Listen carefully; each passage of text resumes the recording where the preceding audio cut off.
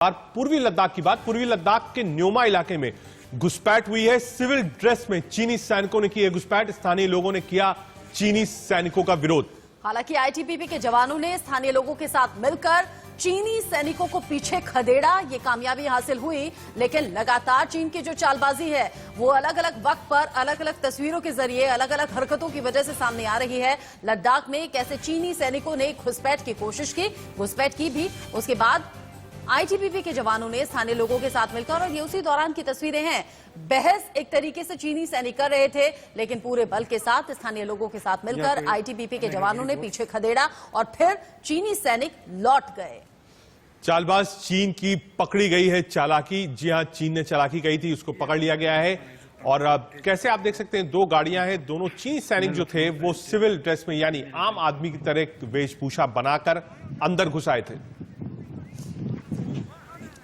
चालबाज चीन की हरकतें ये पहली बार नहीं है जब सामने आई हो। इससे पहले भी सैटेलाइट के जरिए, लाइव तस्वीरों के जरिए हम देख चुके हैं कि किस तरीके से चीन चालबाजी करता है।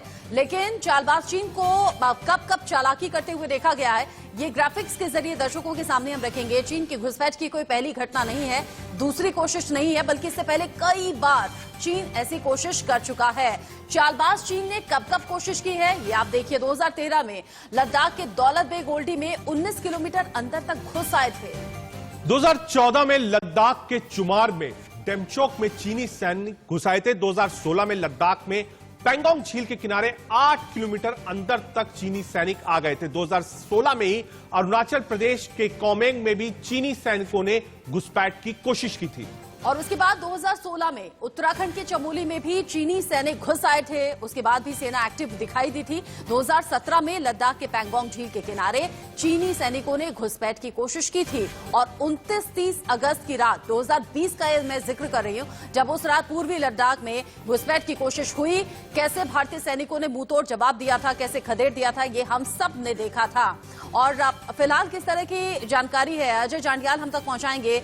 अजय, लगातार चीन की चालबाजियां चल रही हैं, अलग अलग वक्त पर अलग अलग तस्वीरों के जरिए साफ भी होता है, और अब ये एक और नापाक कोशिश, हालांकि भारतीय सेना के जरिए, आईटीबीपी के जवानों के जरिए खदेड़ दिया गया, वापस भेज दिया गया।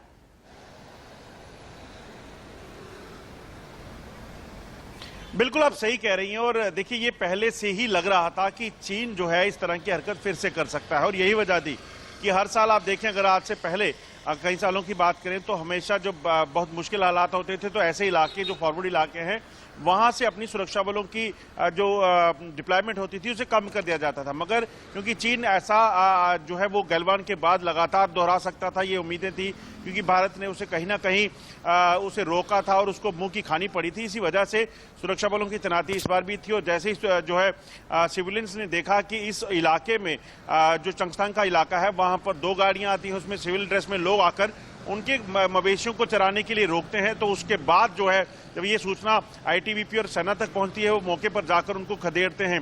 ये पहले से ही कहीं ना कहीं उम्मीद थी कि चीन ऐसा कर सकता है, इसलिए वहां पर डिप्लॉयमेंट को रखा गया था। अभी भी पूरे इलाके में जो है हरकत तेज है, डिप्लॉयमेंट रखी गई है, और इस चीज को देखा जा रहा है क्योंकि ये हायर लेवल पर इसको उठाना बड़ा जरूरी हो जाता है। चीन के सामने इस चीज को रखना और अंतर्राष्ट्रीय समुदाय के सामने इस चीज को रखना जरूरी हो जाता है कि चीन एक तरफ कहता है कि वो हालात को ठीक करने के लिए एलएसी पर भारत के साथ बातचीत चाहता है, मगर दूसरी तरफ फिर से इनकर्जन की कोशिश करता है एक अलग इलाके में जहां पर शांति है। तो ये साफ दर्शाता है कि चीन की मंशा अभी भी पुरानी ही है, इनकर्जन की है।